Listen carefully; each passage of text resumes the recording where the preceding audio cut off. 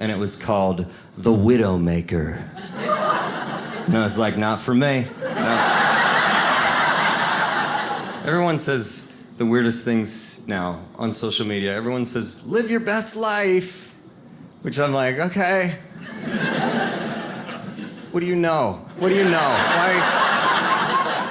When they say live your best life, it's like, do you know, am I gonna be like reincarnated as a dung beetle or something? And like, just sitting on a pile of dung and just like, I should have lived my best life when I was a human. What a stupid choice I've made. I didn't live my best life. Humans shouldn't say live your best life. Cats should say live your best life. Makes sense, right? They'd just be hanging out. Hey, Tom, meow, meow, meow, meow, meow, meow, right? Live your best life. And they'd be like, yeah, because we have 9 of them, and that makes sense. We'd look pretty stupid if humans said that to each other, because they only have 1, so I don't know why they're saying that.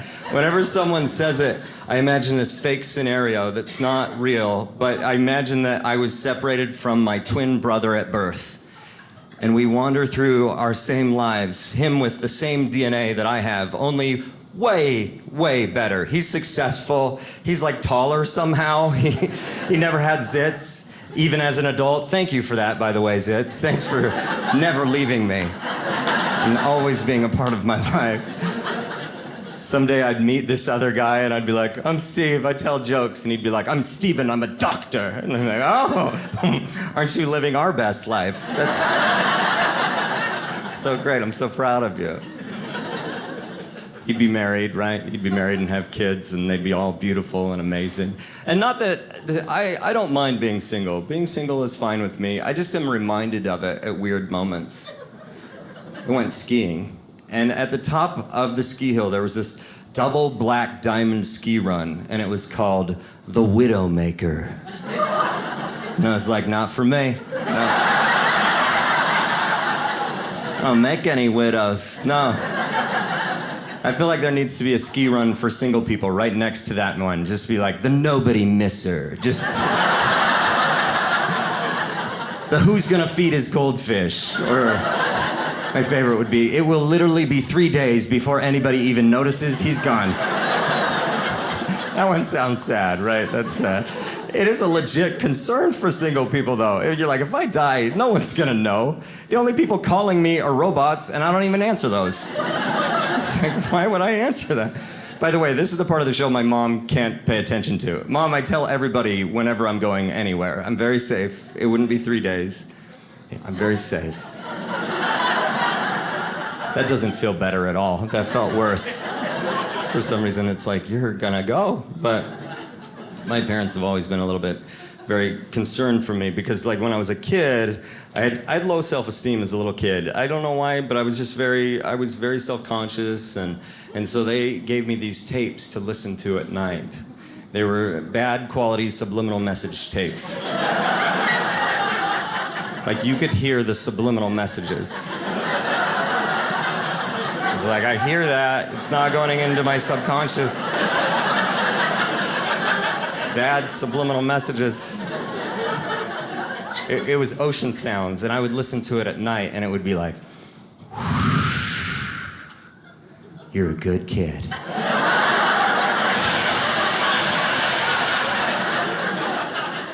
Believe in yourself.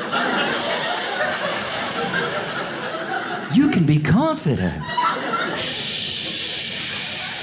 And don't wet the bed.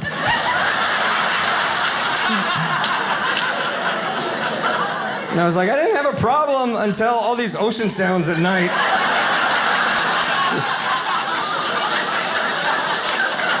Don't wet the bed, Steven. Listen to all the ocean sounds.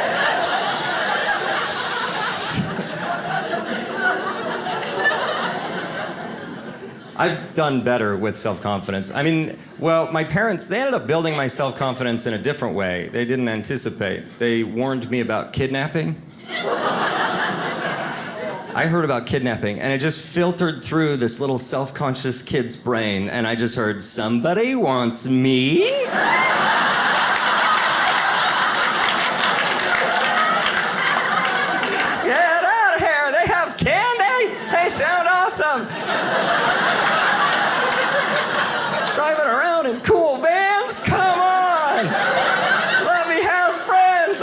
shy. My parents were like, no. You don't want to be kidnapped. That's not good. We're going to give you a password. Even if mom or dad's friends have to pick you up from school, they have to give you a password. And that made my self-confidence go through the roof. I was walking down the street like, yeah, don't look at me. I know you want me. Yeah. My parents warned me about kidnapping. You're not going to get this kid. He is password protected. So excited about my password. And then mom or dad's friends would come and pick me up from school and they'd be like, here, Steve, here's the password. And I'd be like, I forgot the password. And that's where it started. That's where a long life of forgetting passwords started. I don't know. I'm just gonna get in the car anyways.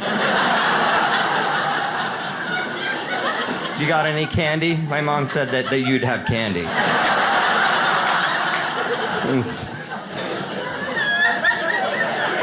When they'd be giving me the password, I'd be like, was the A an ampersands with the circle around it? Was that, and did you say it excited? Because there's an exclamation point at the end.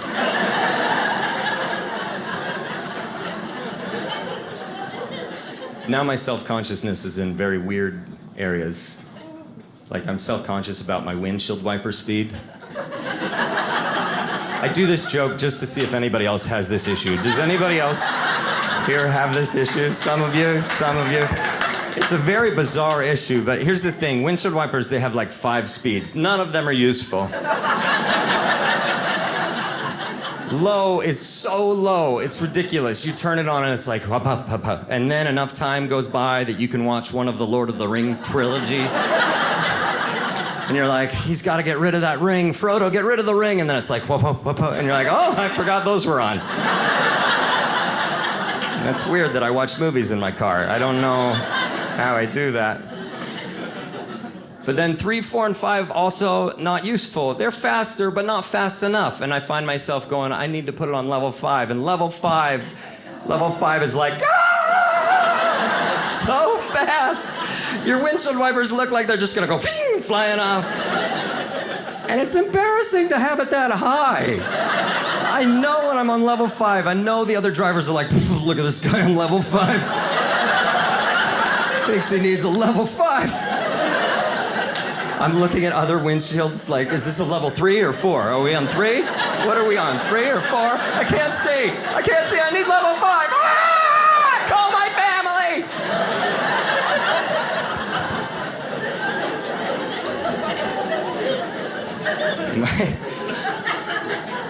The stupidest thing that I'm embarrassed about with my car is that I bottom out. You know that where you hit the curb or you hit whatever and it makes that crunch sound just and it's awful. And everybody, when they hear that sound, they turn and look. And I was going by a park near my house and I bottomed out, I crunched, and the whole park was like, what? Who's the idiot that doesn't know how to drive?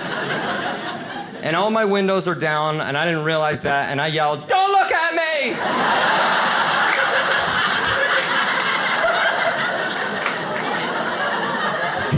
It's the worst thing to yell if you don't want people to look at you. You yell, don't look at me! And everyone's like, I have to see this. This has got to be the best thing a human is breaking down. Somebody who doesn't know how to drive is turning the corner. It's so embarrassed. You know, I do have this theory, though. I think it is good to be embarrassed and do things that make yourself feel awkward and kind of out of place and stupid sometimes. And I think that's healthy. I think it's good to do that. That's why I went on a 2-year mission for my church, because it made me feel embarrassed and awkward. And I had a lot of doors slammed in my face, and I think that's healthy. One of my favorite parts of it was even before I left. Before I left, they said, Steve, you get to pick the hymns that the congregation is gonna sing before you leave. It was like a little farewell thing, and I thought, that's cool, that's a big responsibility, and I didn't want to mess it up. So I asked my dad, I was like, what hymn should we sing? And my dad goes, I don't care, just don't sing the pirate hymn. And I was like, wait, what? There's a pirate hymn? What are you talking about? We have a pirate hymn? And I've done some research on the pirate hymn. The pirate hymn, the lyrics are used across many Christian churches. And as far as I know, my church is the only one that uses this particular tune.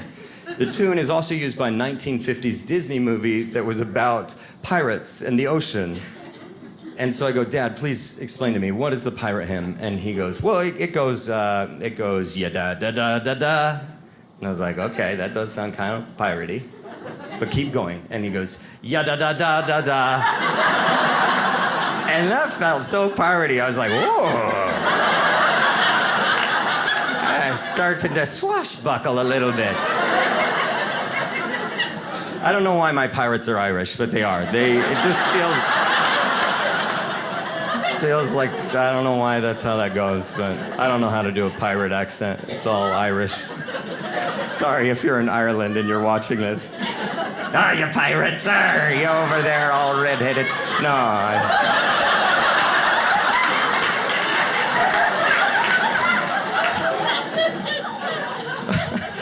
How do you fix that? I know an Irish guy. I don't know how to fix that. I'm part Irish. Whatever. Who cares? I didn't recognize the song yet, right? I was like, I don't recognize it yet. And I was like, Dad, please sing it. And he's like, ugh. He didn't want to, but he did. And he goes, well, I'm going to sing it the right way with the pirate accent. So my dad sings. He goes, okay, this is the song. Who's on the Lord's side? Who? Now is the time you show. And I was like, whoa. That is a pirate hymn.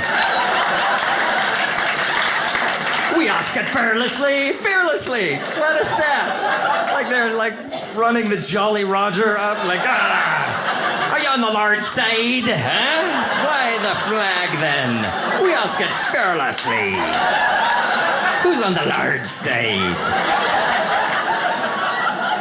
And then it doubles down on the pirate theme. It goes ya-da-da-da-da-da-da, ya-da-da-da-da-da-da. At that point, sea spray is hitting you in the face.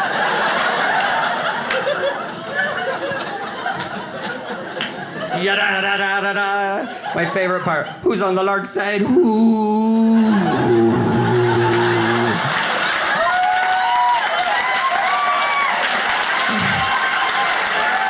Doesn't get more pirate than that, does it? And the whole congregation sings that line. Everybody goes, ooh. You have grandmas next to you going, ooh. Is that how we sing that? And you look up at the top for direction and it goes, sing pirately. You go, oh, there we go. That makes sense. Yeah, sing it pirately. You go, are you on the Lord's side? The Lord? The Lord. The Lord? The Lord's side. He's on the starboard side. He's walking on the water. You'll see him.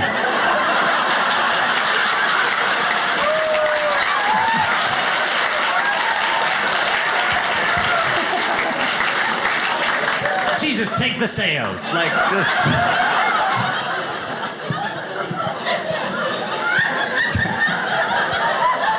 Of course we sang that. When I left, I was like, Dad, I'm shoving off. We gotta sing the pirate hymn. I'm so excited. That was really nice of you guys. You clapped. That was super nice of you. I think applause is such an interesting communication method. Like when you do that, oh, that feels good. That's nice.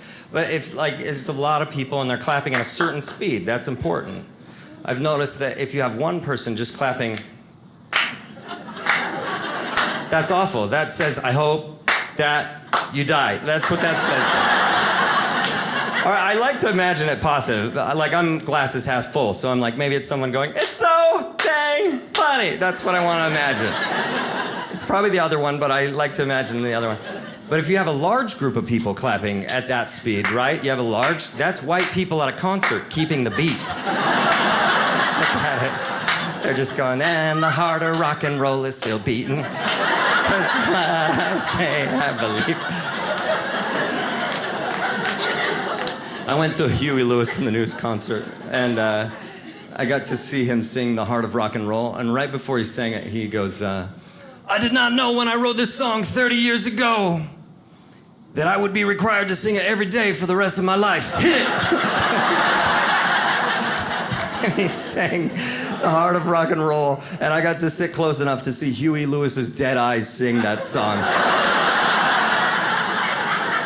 And for some reason, it made me happy. It made me happy.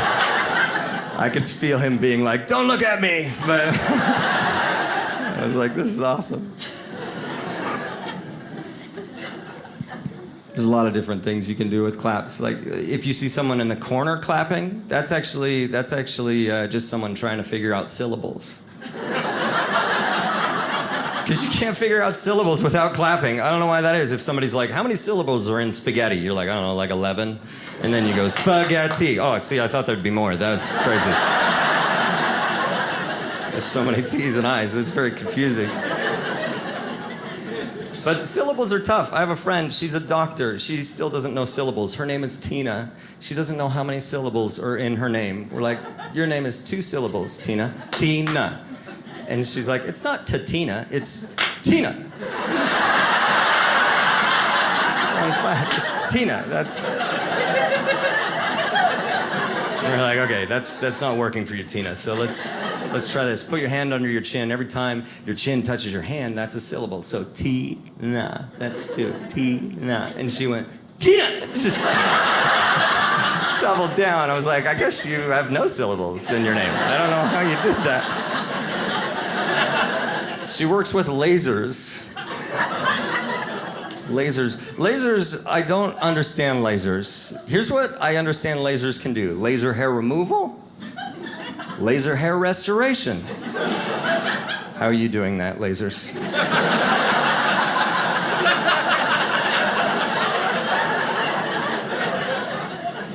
Laser eye surgery, but don't point a laser in your eye or you'll go blind. What? Doesn't make any sense. Makes laser tag very confusing. Like, don't hit me in the eye or I'll go blind. Or you'll correct my vision. It's hard to say. I really don't know. Really don't know.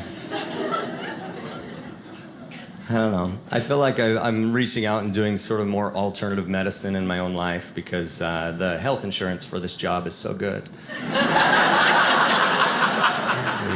And then when you reach out to do alternative medicine, all your friends are like, try these oils. And you're like, oils? Oh, I don't want to. Oh, they're essential? Oh, well, that's different then. Oh. They're essential. I must have been getting them some other way. Otherwise, you're using the word essential wrong.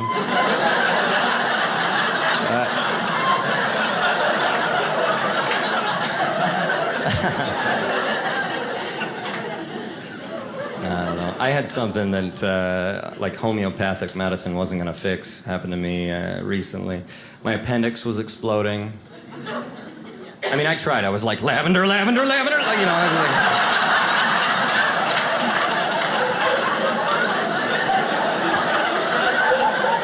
All my friends are like, it should have been frankincense. Oh, frankincense. I should have known. Baby Jesus loves it.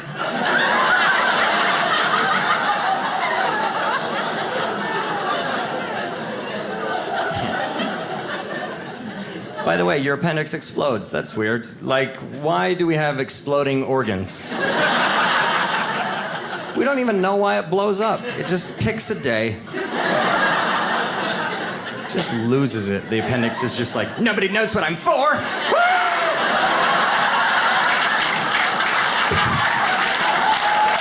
Blows up.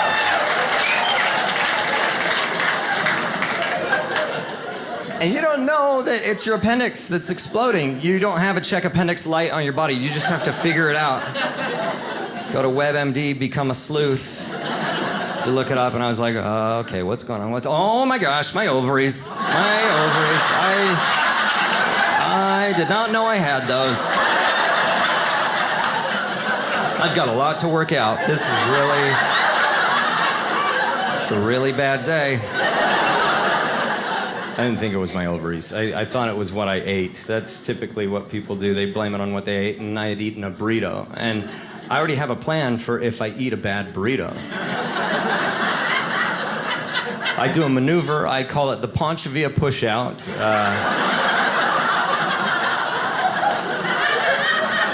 It's where you eat a second bigger burrito. Push out the bad burrito. Works every time, right? It works fantastic. I know there's some dude in here who's like, I've done that. You've done a Panchavia push-out. Obviously, if you're gonna do a Panchavia push-out, don't be far from your home. Be close to home. Don't be a hero. You have 2 burritos in your stomach. Play it safe. I was way too far from home.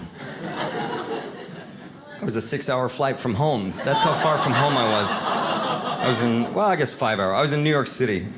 And I was wandering around New York City, 2 burritos in my stomach, fighting, seeing who's gonna be first at Cinco de Mayo.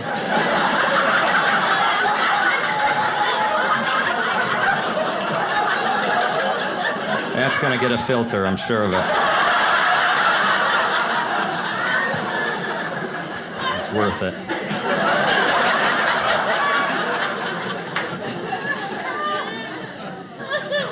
I had to fly home that night, and my flight was at 7 p.m. It got delayed until 11 p.m. That's what life does to you, right? When things are going bad, life will check in, and it'll be like, hey, how's it going? And you'll be like, not good, life, it's bad. It's going really bad, and life will be like, check it out, what if I made it worse? Like, no, make it easier, life. Life's like, I'm gonna make it worse, it'll be funny, you'll see. Got on the plane at 11, didn't got off the plane until 2 a.m. At 2 a.m., I was in so much pain, I was shuffling, getting off the plane, just like, oh, I don't feel good. I ate a burrito. And then a second one, I don't know why, it was a bad idea. I shouldn't have done that. But everybody getting off a plane that's been delayed at 2 a.m., they all shuffle. They're like, oh, I don't feel good. It's a delayed flight. Thank you, JetBlue. Oh, I don't feel good. And you see the other shufflers and you're like, oh, did you have a failed push-out too? Follow me, keep it clinched, here we go. Do not risk it, we're not gonna risk it.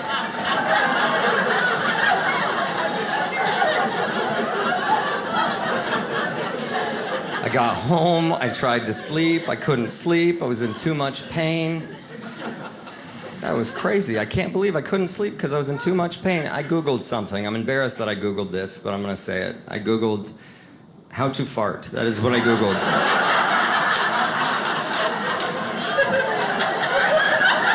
That's another filter. That's,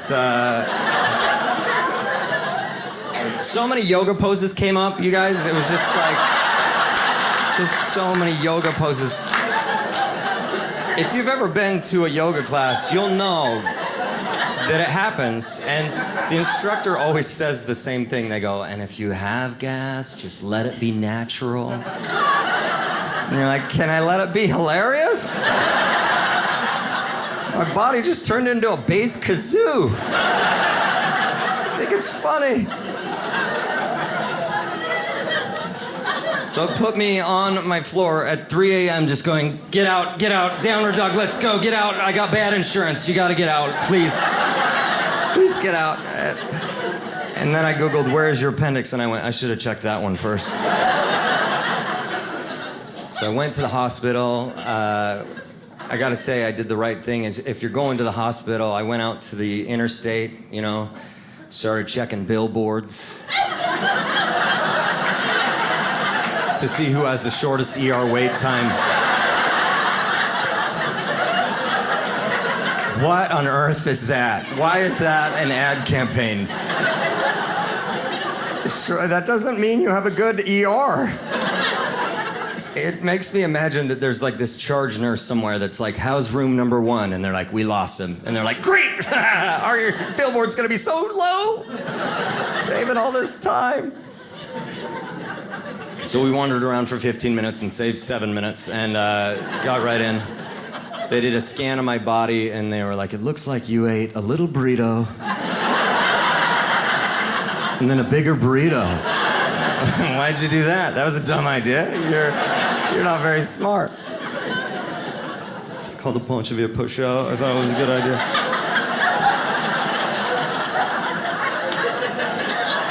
No, they didn't say that. They were like, it's your appendix. Your appendix is inflamed, and it's about to explode, so we got to do emergency surgery. And I was like, oh, thank heavens. She was like, thank heavens? And I go, I thought it was something else. She goes, what'd you think it was? And I was like, none of your business. I'm not here to talk about that. So they did my appendectomy. They did it laparoscopically. Has anybody ever had an appendectomy? Anybody? Oh, right up front. You guys there? Yeah? Did you have it done laparoscopically? Yeah? Same? Do you know? Do you have a scar on your right-hand side? Ooh, that's cool. So this is the old way they used to do appendectomies. Your appendix is over here on the right-hand side. Good for you to know so you don't have to eat 2 burritos. They used to cut you open where your appendix is and take it out, and that makes sense to me based on my knowledge of surgery from the game Operation. You want to reach in, don't touch the sides, and get it. And so when they do it laparoscopically, they cut you on the other side, and you find yourself going, guys, it's so much closer if you just went right here. You should go right here. You're gonna touch a bunch of stuff, and my nose is gonna be like, meh, meh, meh, not good. And they said, don't worry, we're gonna inflate you so nothing will be in the way. And I was like, that wasn't in the game. I don't understand this. So they did that. They inflated me through my belly button, a hole they made in my belly button. When they say they're gonna inflate you through your belly button, it's impossible to not picture the doctor at your belly button with a straw, just... And the surgical tech's like, you gotta pinch it, otherwise the air doesn't go in. There you go, just like a pool toy. There we go. And they get it out. Goes well. How'd yours, did they get it out in time? It didn't explode? Yeah? Was it close? No. No? Not even close?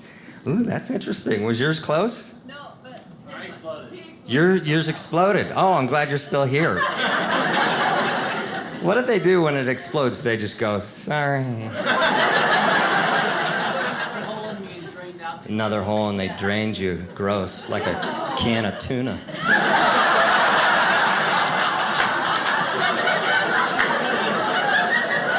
I think it's cool that they didn't give you a hard time. They were like, when they took it out, were they like, we didn't even need to do that. It was fine. I don't know. Here's the bill, $10,000. Did you get billed? Do you get billed if it doesn't explode? Oh, okay, so it doesn't even matter. Welcome to the United States of America.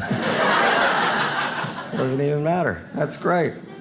Surgery is so ridiculously expensive. Everything, and if you want to have a baby, so expensive. My friends were having a baby recently and they were worried about the cost, but they were also worried about motivation. So they came to my house and they said, we want to make a playlist for when we're giving birth. And she was like, I want it to be like all the things. And I was like pump up music or like soft soothing music? Like what do you want? Like I couldn't imagine the pump up music that you would play, like some heavy metal, just like, let the babies hit the floor, let the babies hit the floor, let the babies, and you're like, that's not the right song. That doesn't seem good. And you don't know how long labor's gonna take, right? It could be a long process. And so I was like, you know what? You guys don't need a playlist. You need a DJ. Right? Don't you think that would be fantastic? Just like a DJ doula? Just someone in there just like, who's ready to have a baby today? Burr, burr, burr, burr. Get you all pumped up, you know? Just be like, throw your legs in the air. Wave them like you just don't care. Wave your legs in a way like you don't have a big copay. You know, just like get you pumped, get you ready for that surgery. It'd be like one of those songs where you don't know when the beat is gonna drop. You know, you're like da da da da da da da da. When's the baby gonna be born? Like oh da da da da da da da. Oh, not yet. Oh, okay. Let me hear you breathe. Get you going, and you'd be like da da da da da da da da da da da. It's gonna be this time. Da da da da. No. Oh, breech birth. Okay, turn around. Every now and then I get a little bit mixed up. I gotta go head first and turn around so that this baby could be born again. And they'd be like, remix. It's twins. Baby, baby, but baby, baby. Thank you guys so much. You've been fantastic.